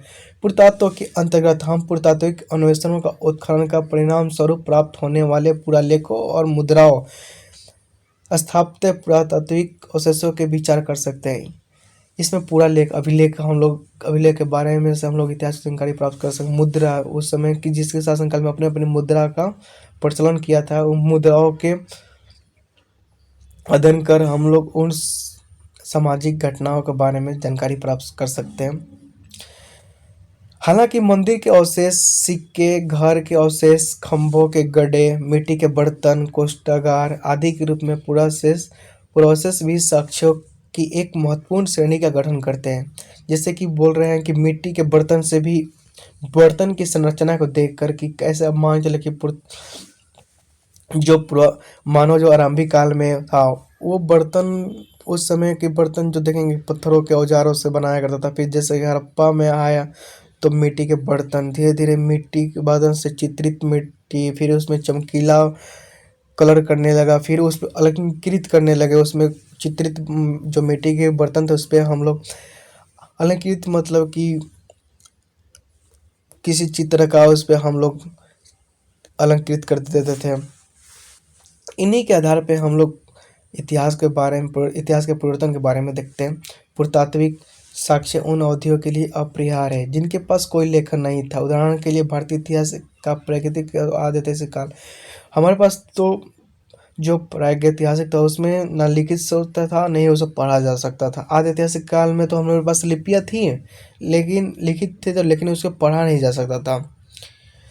स्रोतों का प्राथमिक और द्वितीयक के रूप में विभाजित किया जा सकता है। पृथ्वी से बरामद सभी पुरातात्विक अवशेषों या मंदिर से प्राप्त अभिलेखों और लिखित दस्तावेजों के रूप में तालपत्र, तार के पत्थर, पांडुलिपियां, खम्भों, चट्टानों तथा तांबे की दस्तरिया, मृद भांडों आदि पर जो शिलालेख थे वे प्राथमिक स्रोत कहलाते थे। इतिहासकारों के द्वारा इनका उपयोग लेखों, किताबों या लिखित इतिहास के रूप में लिखने के लिए किया जाता था, जो बाद के शोधकर्ता और द्वारा उपयोग किए जाते हैं, और इसलिए ये द्वितीयक स्रोत कहलाते थे। लिखित प्राथमिक स्रोत दो प्रकार के होते हैं। जो लिखित प्राथमिक स्रोत को दो भागों में विभाजित किया जाता है, जैसे कि पांडुलिपियां, शिलालेख तथा प्रकाशित सामग्री। प्राचीन ग्रंथों के लिखे जाने के पीछे क्या प्रयोजन था और वे किन श्रोतागण के लिए लिखे गए थे, इन सब का सावधानी से अध्ययन होना चाहिए। जब कोई ऐतिहासिक जानकारी के लिए प्राचीन भारतीय ग्रंथों का अध्ययन कर रहा हो तब कुछ महत्वपूर्ण पहलुओं पर ध्यान दिया जाना चाहिए। उपेंद्र सिंह ने कहा है कि यदि एक विशेष अवधि में एक ग्रंथ की रचना की गई है तो ऐतिहासिक स्रोत के रूप में इसका उपयोग कम समस्यापूर्ण है।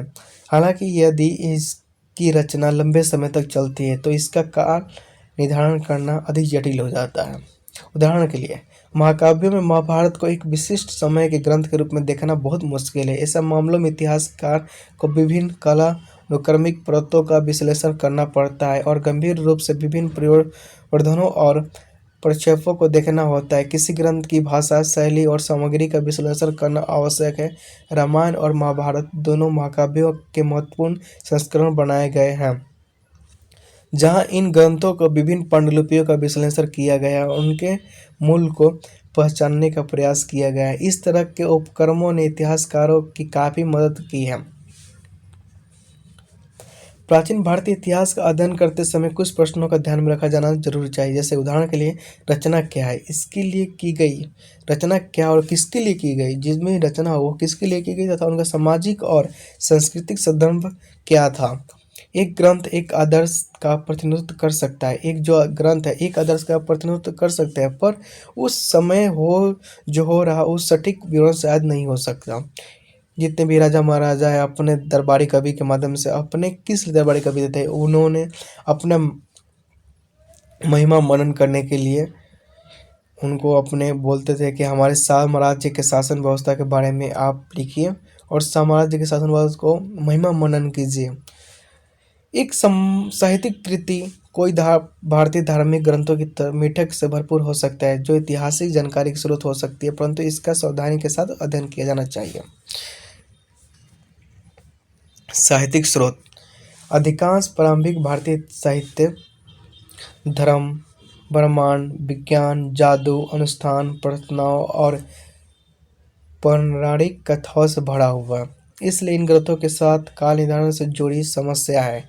ऐसा इसलिए है क्योंकि उनकी रचना और संकलन की अवधि में एक व्यापक अंतर होता है। वे ईश्वर मीमांसा जैसे विषयों से संबंध रखते हैं, इसलिए उन्हें ऐतिहासिक परिप्रेक्ष्य से समझना मुश्किल है। वेद, उपनिषद, ब्राह्मण साहित्य, सूत्र, पुराण आदि मोटे तौर पर धार्मिक विषयों से संबंधित है। हालांकि इन सीमाओं के बावजूद ऐसे ग्रंथ को अतीत को समझने के लिए फलदायी रूप से इस्तेमाल किया गया है। अब हम भारतीय इतिहास के स्रोतों के रूप में प्राचीन भारतीय साहित्य के इन विभिन्न श्रेणियों का अध्ययन करेंगे। वेद। साहित्यिक स्रोतों में से महत्वपूर्ण स्रोत है वेद। इस वेद के बारे में हम लोग आज पढ़ेंगे। इसमें देखेंगे वेद क्या है। भारतीय उपमहाद्वीप का सबसे पहला भारतीय जो उपमहाद्वीप का सबसे पहला स्रोत अगर साहित्यिक स्रोत है तो वो है वेद। वेद वैदिक साहित्य जो वेद शब्द संस्कृत मूल रूप के विद शब्द से बना है। जो वेद है वो संस्कृत शब्द के विद शब्द से बना है जिसका अर्थ है जानना। वेद शब्द है जिसका अर्थ है जानना, कुछ प्राप्त करना, अध्ययन करना। वेद का अर्थ है ज्ञान, मतलब वेद का अर्थ है ज्ञान। वेद का अर्थ है मतलब ज्ञान। उस स्रोत को पढ़कर हम लोग ज्ञान की प्राप्ति कर सकते हैं। वेद मौखिक साहित्य में उत्कृष्ट है। उन्हें पारंपरिक रूप से श्रुति यानी सुना या प्रकट ग्रंथों के रूप में माना जाता है। वैदिक साहित्य 3 रूप में वर्गीकृत है। श्रुति मतलब सुन सुन के अपने ज्ञानों को एक जगह से दूसरे जगह, एक पीढ़ी से दूसरी जगह तक पहुंचाया जा सकता है। वैदिक साहित्य को 3 रूपों से वर्णित किया है। जैसे पहला है संहिता या संग्रह, अर्थात भजनों, प्रार्थनाओं, विसंगतियों, दंडवान, बलिदान के सूत्र और वाद विवाद निम्नलिखित 4 वैदिक संहिताएं हम ज्ञान है। ऋग्वेद संहिता, अर्थवेद संहिता, सामवेद संहिता, यजुर्वेद संहिता। ऋग्वेद का संग्रह यह प्रशंसा ऋग के गीतों का ज्ञान है। अर्थवेद का संग्रह अथवा जादुई सूत्रों का ज्ञान है। अर्थवेद में हम लोग जादुई सूत्रों उल्लेखित है। सामवेद में गीतों या धुनों का समन का ज्ञान का उल्लेखित है। यजुर्वेद में संग्रह, पूजा अनुष्ठान, धार्मिक साधना पद्धति के बारे में इसमें बताया गया है। ब्राह्मण में यह विस्तृत गद्य ग्रंथ है जिनमें धार्मिक विषय होते हैं, विशेष रूप से बलिदान, पटेपनिया, बलिदान, संस्कार समारोह जैसे व्यापारिक राष्ट्रमय महत्व के बारे में इसमें उल्लेखित है। आरण्यक, वन ग्रंथ, उपनिषद, इनमें भगवान, संसार, मानव जाति, इतिहास पर, वन, तपस्वी व सन्यासी के मतों और कथन का विवरण है। इनमें प्राचीन दार्शनिक की अच्छा खासा समय से जो ऋषियों सन्यासियों का जीवन के बारे में बताया गया है कि इसमें जीवन, सन्यासी का जीवन कैसा होना चाहिए, उनको किन किन बातों का ध्यान रखना चाहिए तथा उनकी जो पारिवारिक तथा वनवासिक जीवन में क्या क्या अंतर होना चाहिए, सारे इनमें बारे में इनमें उल्लेखित किया गया है। संपूर्ण वैदिक साहित्य को ईश्वर द्वारा प्रकट किया गया माना जाता है, इसलिए इसे पवित्र माना जाता है। कालक्रम में यह 1000 वर्षों तक फैला है। कुछ इससे पहले की अवधि और कुछ बाद की अवधि के ऋग्वेद भारत का सबसे पुराना ग्रंथ। इसमें 10 पुस्तकें अथवा मंडल है। ऋग्वेद के भारत का सबसे पुराना ग्रंथ माना जाता है। सबसे प्राचीन वेद है ऋग्वेद, इसमें 10 मंडल है। ऋग्वेद की पुस्तकें जो 2 और 7 है सबसे प्राचीन है। जो ऋग्वेद के दो मंडल है 2 और 7, ये सबसे प्राचीन है और इन्हें पारिवारिक पुस्तकें भी कहा जाता है। इन्हें पारिवारिक पुस्तकें भी इसलिए कहा जाता है कि इसमें परिवार के बारे में वर्णन किया गया है, क्योंकि प्रत्येक को ऋषियों का एक विशेष परिवार तथा परंपरा के अनुसार रचित किया गया है। जब हम प्रारंभिक वैदिक साहित्य का उल्लेख करते हैं तो हमें अनिवार्य रूप से ऋग्वेद की पुस्तिका 2 और 7 का उल्लेख करते हैं। माना जाता है कि 1500 से लेकर 1000 BCE में इसमें रचना की गई। जो ऋग्वेद की रचना ऐसा माना जाता है कि इसका समय काल है वो 1500 से लेकर 1000 ईस्वी पूर्व में इसकी रचना की गई है। उत्तर वैदिक साहित्य में, जिस वैदिक साहित्य में हम लोग देखेंगे ऋग्वेद, उत्तर वैदिक काल में हम लोग देखते हैं सामवेद, यजुर्वेद, अर्थवेद, ब्राह्मण, आरण्यक और उपनिषद लगभग 1500 BC में बीच रचा गया। 1500 से 1000 के बीच में ऋग्वेद का रचना हुई है तथा 1000 से लेकर 500 BC ईसा पूर्व में हम लोग सामवेद, यजुर्वेद, अर्थवेद, ब्राह्मण, आरण्यक और उपनिषद की रचना को मानते हैं। हालांकि अधिकांश वैदिक साहित्य में गीत, प्रार्थना, धर्मशास्त्रीय और धार्मिक मामले शामिल हैं, लेकिन इनका उपयोग इतिहासकारों ने राजनीतिक, धार्मिक और सामाजिक सामग्री को इकट्ठा करने के लिए किया है। इन इतिहासकारों ने इनकी जो संग्रहित किया है, इनमें राजनीतिक, धार्मिक और सामाजिक सामग्री के बारे में जानने के लिए इनको संग्रहित किया है। ऋग्वेद में एक पशुपालन पूर्व वर्ग समाज से उत्तर वैदिक काल के कृषक, वर्गीकृत जाति समाज और संक्रमण राजनीतिक क्षेत्र के निर्माण जैसी प्रक्रियाओं की जानकारी प्राप्त हुई है। ग्रंथों की एक श्रेणी और है।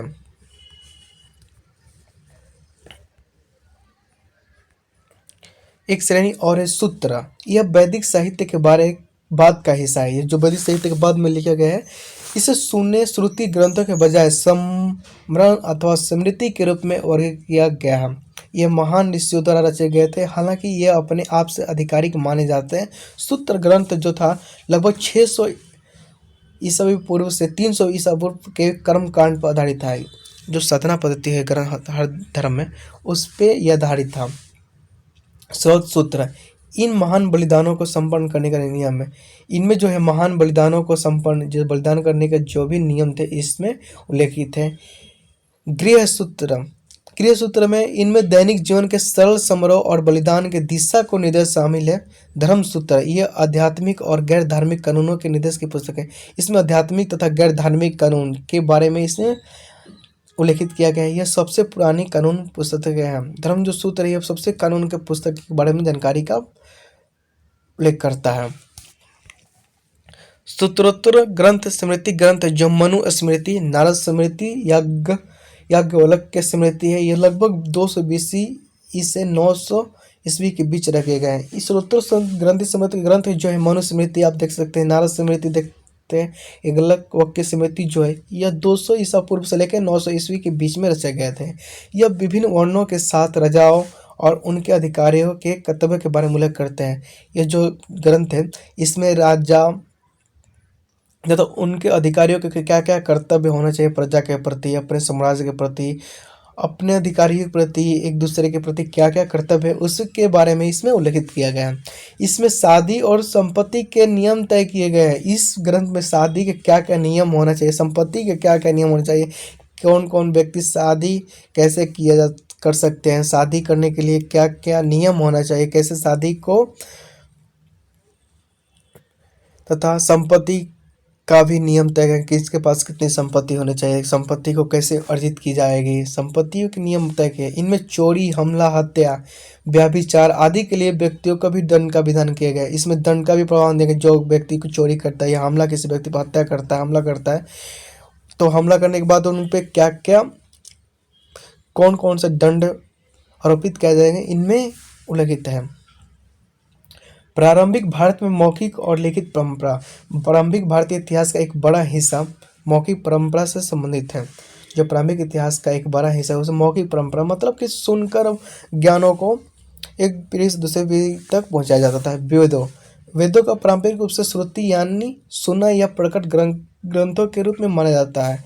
कहा जाता है कि यह सब भगवान ब्रह्मा तथा प्रथम मनुष्य कान में कहे गए थे। माना जाता है कि जो भगवान ब्रह्मा थे, एक मान्यता है कि भगवान ब्रह्मा थे, वो जो वेद, जो ऋग्वेद है, वो उनमें जितने भी ऋग्वेद में जितने भी लिखित शब्द हैं वो भगवान ब्रह्मा एक प्रथम मनुष्य, जो मनुष्य था प्रथम, उनके कान में कहे गए थे। और वह मनुष्य पीढ़ी दर पीढ़ी वो सुनकर बातों को अपने मौखिक माध्यम से एक दूसरे तक जितने भी उल्लेखित थे उसमें शब्दों को पहुंचाते थे, उन्हें स्मरण किया जाता था और इस तरह एक पीढ़ी से दूसरे पीढ़ी को सौंप दिया गया।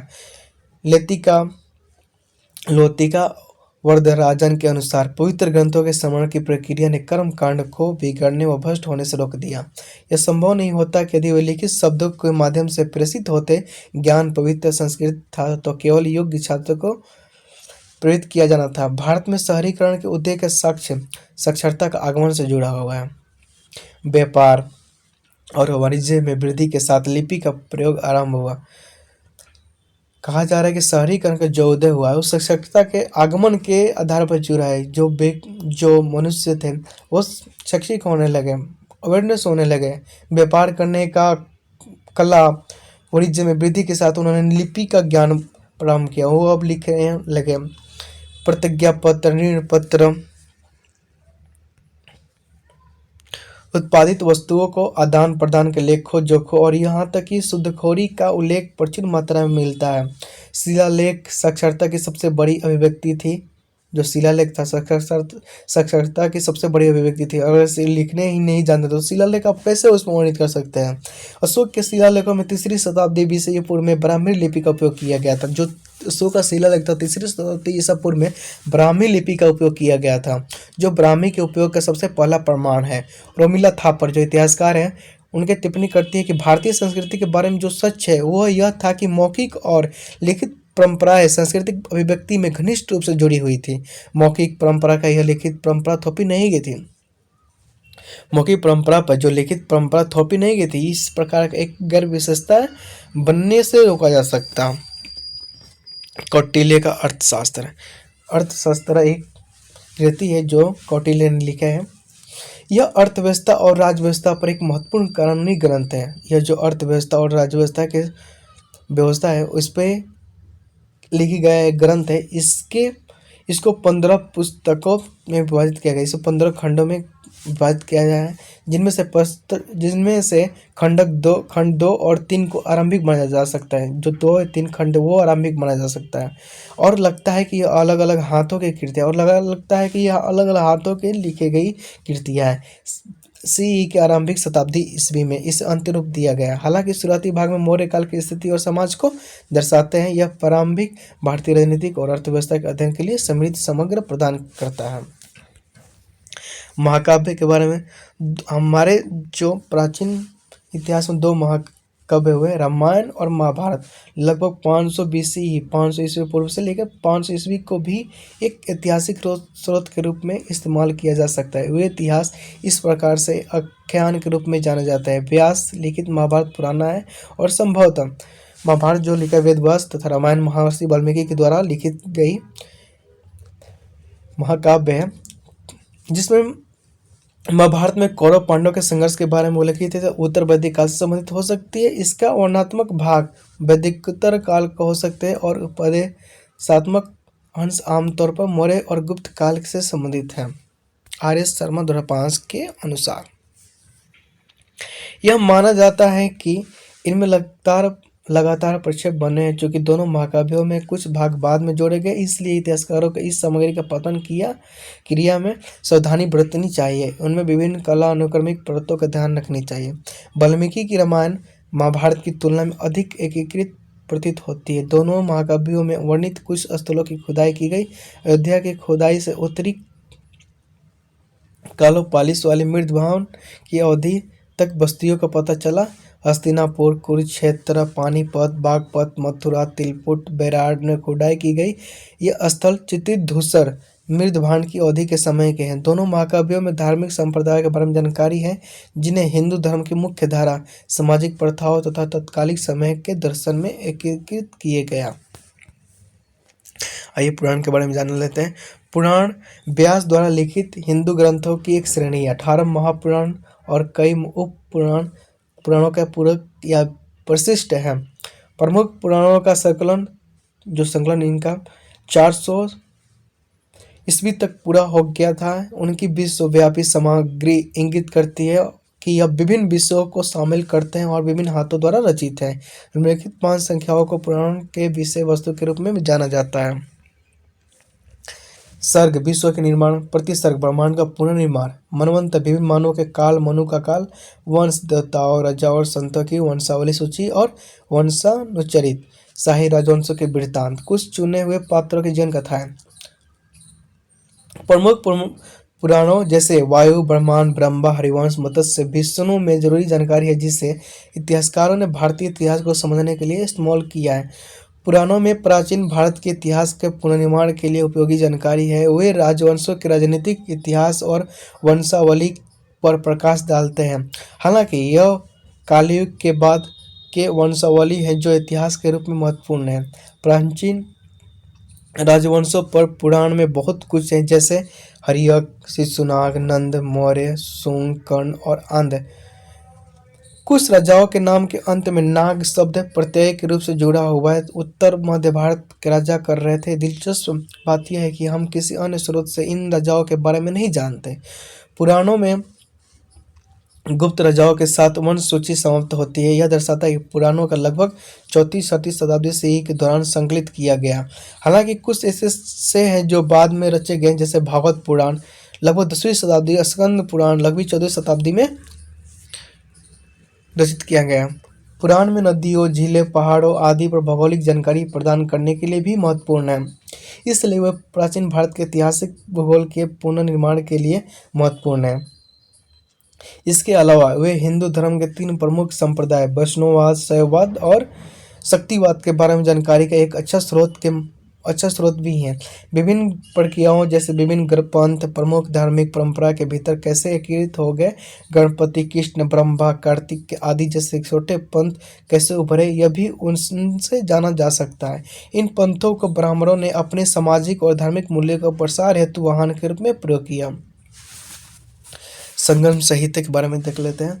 सबसे शुरुआती तमिल ग्रंथ संगम साहित्य लगभग 420 ईसा पूर्व से लेकर 200 ईस्वी के बीच में संकलित किए गए। इन उन कवियों का संकलन है जिन्होंने 3 से 4 शताब्दियों की अवधि में छोटी और लंबी कविताओं की रचना की और प्रमुखों राजनेताओं राजाओं द्वारा संचरित है। इन संग्रहों गोष्ठियों में हुआ जिन्हें संगम कहा जाता है। इसमें उत्पादित साहित्य को संगम साहित्य कहा जाने लगा। 3 संगम साहित्य सम्मेलन हुए। पहला और अंतिम सम्मेलन मुंद्रे में हुआ तथा दूसरा सम्मेलन कपाटपुरम में हुआ था। हालांकि इन समारोहों की ऐतिहासिकता के बारे में कुछ संदेह है, इसलिए कुछ विद्वान संगम साहित्य उपेंद्र सिंह जो इतिहासकार थे के बजाय प्रारंभिक शास्त्रीय तमिल साहित्य शब्द का उपयोग करना पसंद करते हैं। कविताओं में लगभग 30,000 पंक्तियां प्रेम और युद्धों के विषय पर है। वे प्राचीन काल के भाटों के गीतों पर आधारित है। जो इन कविताओं में लगभग 300 पंक्तियां प्रेम के बारे में तथा युद्ध के बारे में इसमें दर्शाया गया है तथा वो संकलित होने के पहले लंबे समय तक मौखिक रूप से प्रसारित हुए हैं। जब संकलित नहीं हुआ था तो इन जो युद्ध पे प्रेम पे यह मौखिक रूप से एक दूसरे से दूसरे जगह तक पहुंच जाता था। बाद में इन्हें संकलित कर लिया गया। वे धार्मिक साहित्य के रूप में संकलित नहीं थे। इनके कवि, शिक्षकों, व्यापारियों, बढ़ई, सुनार, लोहार, सैनिक, मंत्री और राजा आदि सभी वर्ग से थे। लेखकों के विविध विषयों के कारण वे अपने समय के लोगों के रोजमर्रा के जीवन की जानकारी के खान हैं। वे उच्चतम गुणवत्ता के साहित्य के प्रतिनिधित्व करते हैं। कई कविताओं में एक राजा या नायक का नाम आता है और कई कविताओं में एक राजा तथा नायक का नाम उसमें आता था और उसके सैन्य का नामों का विस्तार से वर्णन मिलता है तथा उनके सैन्य व्यवस्था थी उनके बारे में वर्णन मिलता है। उनके द्वारा भाटों और योद्धाओं के दिए गए उपहारों का वर्णन किया जाता था। जैसे उनसे योद्धाओं के दिए गए उपहार जो मिलते थे उसमें वर्णन किया गया है। ऐसा भी हो सकता है कि साहित्य दरबार में इन कविताओं का गान किया जाता था।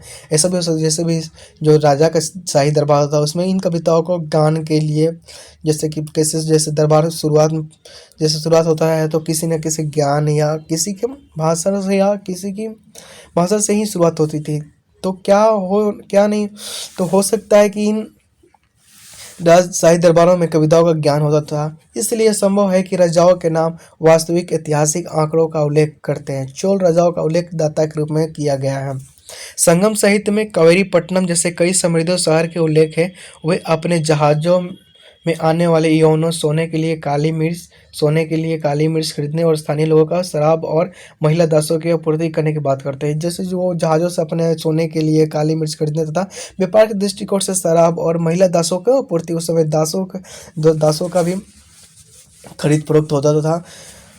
व्यापार पर संगम साहित्य द्वारा उत्पादित जानकारी किस पुरातत्व और विदेशियों की वृत्तांत द्वारा पुष्टि की गई है। जीवन वृत्तांत, कविता और नाटक। प्रारंभिक भारत नाटक और कविता की कई कृतियों का भंडार है। इतिहासकारों ने इस काल के बारे में जानकारी प्राप्त करने का प्रयत्न किया है जिस समय उनकी रचना की गई थी। सबसे पहले संस्कृत के कवियों और नाटककारों में अश्वघोष और भाषा शामिल थे। अश्वघोष ने बुद्ध चरित,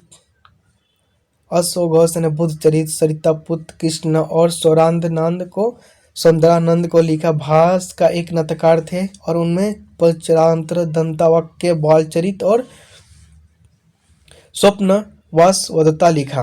भास जो एक नाटककार थे उसमें जैसे कि बहुत सारी चर्चित नाटक बालचरित हो गया, स्वप्नवासवदत्ता हो गया, दत्तावज्ञ और पंचरात्र हो गया। ऐसे ही घोष ने बुद्ध चरित, सरितापुत्र कृष्ण और सौरानंद भी लिखा। महान संस्कृत लेखक कवि कालिदास ने लगभग 4वीं-5वीं शताब्दी में उन्होंने अभिज्ञान शाकुंतलम, मालविकाग्निमित्रम, विक्रमोर्वशीयम तथा रघुवंशम कुमार संभवम एवं मेघदूतम जैसे काव्य कृतियों को लिखा। वे गुप्त वंश के सामाजिक और सांस्कृतिक जीवन के महत्वपूर्ण अंतर्दृष्टि प्रदान करते हुए मालविकाग्निमित्रम पुष्यमित्र शुंग के शासनकाल की घटनाओं पर आधारित है। जो मालविकी मित्रम थे, यह पुष्यमित्रम शुंग के शासनकाल के घटनाओं को वर्णित किया गया है इसमें। तत्पश्चात ऐतिहासिक विषयों का प्राचीन नाटक है उल्लेख विशाखा दत्त के मुद्रा राक्षस, जो लगभग 7वीं 8वीं शताब्दी इसमें किया जा सकता है। यह नाटक इस बात पर आधारित है कि चाणक्य चंद्रगुप्त मौर्य की ओर से नंदों के मंत्री राक्षस पर कैसे विजय प्राप्त करने का प्रयास करते हैं। इन पर आधारित है कि जो चंद्रगुप्त मौर्य की ओर से नंदों के मंत्री राक्षस कैसे विजय प्राप्त करने का प्रयास करते हैं। उनके अन्य नाटक देवी चंद्रगुप्तम, गुप्त राजा रामगुप्त के शासनकाल की एक घटना पर केंद्रित है। कथा साहित्य में पंचतंत्र, जो विष्णु शर्मा के द्वारा लिखा गया है, वे लोकप्रिय लोक कथाओं के संग्रह है। प्रसिद्ध राजाओं की जीवनियाँ साहित्य का एक दिलचस्प हिस्सा है। इन्हें दरबारी कवियों और लेखक ने उन्हें अपने साहित्य संरक्षकों की प्रशंसा में लिखा था। बाणभट्ट का हर चरित्र लगभग 7वीं शताब्दी पुष्यभूति राजवंश के हर्षवर्धन के कार्य में प्रशस्तिपरक शब्दों में बात करता है। यह भारत की सबसे पुरानी संरक्षित जीवनी है। वाण के अनुसार यह एक अध्यापिका है। यह इतिहास परंपरा से संबंधित ग्रंथों की एक शैली है। यह राजा के बारे में बहुत कुछ बताता है, लेकिन साथ ही सिंहासन के लिए संघर्ष होने का संकेत देता है। बिल्हण का विक्रमादित्य चरित्र बाद में चालुक्य राजा विक्रमादित्य 6 के बारे में है और उनकी जीत का वर्णन किया गया है। बौद्ध और जैन साहित्य। आइए बौद्ध और जैन साहित्य के बारे में पढ़ते हैं। प्रारंभिक भारत में गैर ब्राह्मणवादी और गैर संस्कृत स्रोतों में बौद्ध और जैन साहित्य एक महत्वपूर्ण श्रेणी है। जो ब्राह्मणवाद था वो ब्राह्मणवाद जितने भी ग्रंथ हुए संस्कृत भाषा में लिखे गए थे, जैसे और तथा बौद्ध और जैन अन्य गैर संस्कृत स्रोतों में लिखा गया था। यह क्रमशः पाली और प्राकृतिक भाषाओं में लिखा गया था। जो जितने भी वैद बौद्ध और जैन साहित्य ग्रंथ है वो पाली और प्राकृतिक भाषा में लिखा गया था, और जो ब्राह्मण ग्रंथ है वो संस्कृत भाषा में लिखा गया था। बुद्ध की मृत्यु के बाद रचित पाली बुद्ध भगवान जो थे उनके मृत्यु के बाद रचित पाली ग्रंथ त्रिपिटक 3 टोकरी हमें बुद्ध और 16 महाजनपदों के समय के भारत में बारे में बताते हैं। जो पाली ग्रंथ है त्रिपिटक, जो पाली भाषा में लिखी गई है त्रिपिटक, यह बुद्ध और 16 महाजनपद के समय के बारे में उल्लेख करती है। त्रिपिटक पाली में बौद्ध विहित साहित्य उनकी टिप्पणियों के लिए दिए जाने वाला सामान्य नाम है। त्रिपिटक पाली, जापानी, चीनी और तिब्बती संस्कृतों में जीवित है। उनमें 3 किताबें शामिल हैं। शुद्ध पिटक, जो त्रिपिटक पाली है, जापानी, चीनी और तिब्बती संस्कृतों में जीवित है। इनमें 3 किताबें शामिल हैं। शुद्ध पिटक, विनय पिटक, अधिक पिटक। शुद्ध पिटक में कहानियाँ, कविताओं और संवाद के रूप में विभिन्न सिद्धांतों पर बुद्ध के प्रवचन शामिल है। विनय पिटक भिक्षुओं के लिए 227 नियमों और विनियमों के बारे में, इसमें बुद्ध के द्वारा प्रत्येक नियम की स्थापना के बारे में स्पष्टीकरण शामिल है। इसमें अनेक जीवन घटनाओं और बौद्ध धर्म की कहानियों के बारे में जानकारी शामिल है। यह 386 ईस्वी पूर्व में लिखा गया था। अभिधम पिटक में थेरवाद के अनुसार बौद्ध दर्शन से संबंधित विषय है। इसमें सोचिया, शरणार्थ और प्रश्न शामिल है। शुद्ध पिटक में 5 निकाय शामिल है, जिसमें खुद्दक निकाय प्रवचनों का एक संग्रह है। इसमें थेरीगाथा और जातक शामिल है, जो एक इतिहासकार के लिए महत्वपूर्ण स्रोत है। जातक में लगभग 550 से अधिक कहानियाँ देव, मनुष्य, पशु, परी, आत्मा या एक पौराणिक चरित्र के रूप में बुद्ध के पूर्व जन्मों के बारे में है। कई कहानियों और रूपांकनों को पूर्व बौद्ध और गैर बौद्ध नागार्जुनकोंडा और अमरावती में मूर्ति कला में चिन्हित हैं। वे महत्वपूर्ण हैं क्योंकि वे बौद्ध धर्म और लोकप्रिय बौद्ध धर्म के इतिहास की एक झलक प्रदान करते हैं। थेरगाथा में ज्येष्ठ बौद्ध भिक्षुओं की कविताओं और थेरीगाथा में ज्येष्ठ बौद्ध भिक्षुणियों की कविताओं का एक संग्रह है, जिसे छंद के रूप में बौद्ध भिक्षुओं की शुरुआती सदस्य ने सुनाए थे। थेरीगाथा भारत की पहली संरक्षित कविता संग्रह है जिसमें महिलाओं द्वारा रचा गया है। थेरीगाथा जो कविता संग्रह है जिसमें महिलाओं के द्वारा रचित है। इसलिए यह न केवल बौद्ध धर्म के लिए बल्कि लिंग अध्ययन के लिए भी महत्वपूर्ण है। त्रिगाथा की गाथाएं इस दृष्टिकोण से पुरजोर समर्थन करते हैं कि महिलाएं आध्यात्मिक प्राप्ति के मामलों में पुरुषों के बराबर हैं। गैर विहित बौद्ध साहित्य में प्रथम शताब्दी CE के आसपास मिलिंद के प्रश्न शामिल है। इनमें इंडो ग्रीक राजा मिनेंडर और एक बौद्ध भिक्षु नागसेन के बीच संवाद शामिल है। सिंहली इतिहास महान इतिहास और दीपवंश बुद्ध के ज्ञानोदय के समय से 3री शताब्दी CE तक भारत में और 4वीं शताब्दी CE तक श्रीलंका में विभिन्न पहलुओं की जानकारी देते हैं। जैन साहित्य में ग्रंथों की एक अन्य महत्वपूर्ण श्रेणी का गठन किया गया है जो प्रकृति का एक रूप अर्धमगधी में है। इसमें एक जानकारी है जो प्राचीन भारत के विभिन्न क्षेत्रों के इतिहास के पुनर्निर्माण में हमारी मदद करती है। दिगंबरों का साहित्य जैन सौरसेनी में है, जबकि श्वेतांबरों साहित्य अर्धमगधी के 2 उपभाषाओं में है। महावीर द्वारा शिष्यों को दिए गए उपदेश पहली बार 14 पूर्वों में संकलित किए गए। स्थलभद्र ने 4वीं शताब्दी BC में पाटलिपुत्र में एक महान परिषद का गठन किया और 12 अंगों में जैन साहित्य का पुनर्निर्माण किया। बाद में लगभग 5वीं शताब्दी में बलबीर में एक परिषद में मौजूदा ग्रंथ के औपचारिक रूप दिए गए, उन्हें लिखित रूप से प्रस्तुत किया। श्वेतांबर द्वारा स्वीकार किए गए शास्त्र 12 अंग, 12 उपांग, 10 प्रकरण, 6 छेद सूत्र, 2 सूत्र और 4 मूल सूत्र। ये आचार संहिता विभिन्न किंवदंतियों, जैन सिद्धांतों और तत्वमीमांसा के बारे में बताते हैं। दिगंबरों का मानना है कि अधिकांश मूल पूर्व खो गए हैं, इसलिए वे श्वेतांबरों द्वारा स्वीकार किए गए शास्त्रों को स्वीकार नहीं करते। वे महान आचार्यों तथा लिखित धर्म ग्रंथों का उपयोग करते हैं जो महावीर की मूल शिक्षाओं पर आधारित है। जैन धर्म के इतिहास और सिद्धांतों की जानकारी के लिए हम जैन साहित्य का उपयोग कर सकते हैं। प्रतिद्वंदी पंथ के सिद्धांत, जैन संघों में रहने वाले संतों के जीवन गाथा और जैन भिक्षुओं के जीवन के बारे में जान सकते हैं।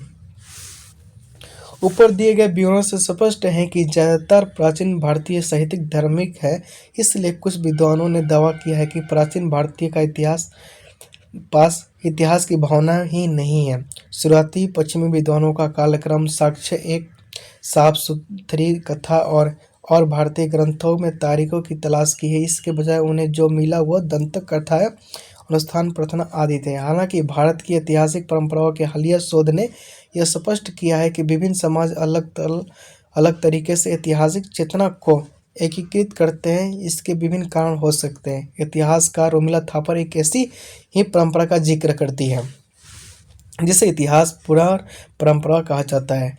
वहीं वह नोट करती है कि कुछ समाज विशेष रूप से अपने अतीत का अभिलेखित करते हैं। ऐसा ही एक रूप चेतना का एक अंतर्निहित रूप है जिसे ग्रंथों के बाहर निकलना पड़ता है। इनमें मूल रूप से मिथक, प्राचीन वंश समूहों, नायकों या वंशावली की प्रशंसा में रचित न शामिल है। कुछ अन्य ग्रंथों के इतिहास का अधिक ब्राह्मण रूप, जैसे शासकों का जीवन, जिसे एक पहचानने का योग्य रूप में लिखा गया है। ये थे हमारे साहित्यिक स्रोत के बारे में हम लोग अच्छे से पढ़ लिए हैं। तो आज का वीडियो यहीं समाप्त करते हैं ताकि ये वीडियो लंबा हो गया, 1 घंटा 22 मिनट का हो गया वीडियो, तो ज़्यादा लंबा ना हो जाए, इसलिए इसे यहीं समाप्त करते हैं। फिर आगे के वीडियो ही पूरा हम लोग इतिहास के खंड को हम लोग पढ़ेंगे। तो आप सभी को बस एक ही रिक्वेस्ट है, अगर आप लोग का ये वीडियो अच्छी लगी है तो प्लीज़ चैनल को सब्सक्राइब कीजिए, लाइक कीजिए और शेयर कीजिए। तो आज के सेशन के लिए धन्यवाद।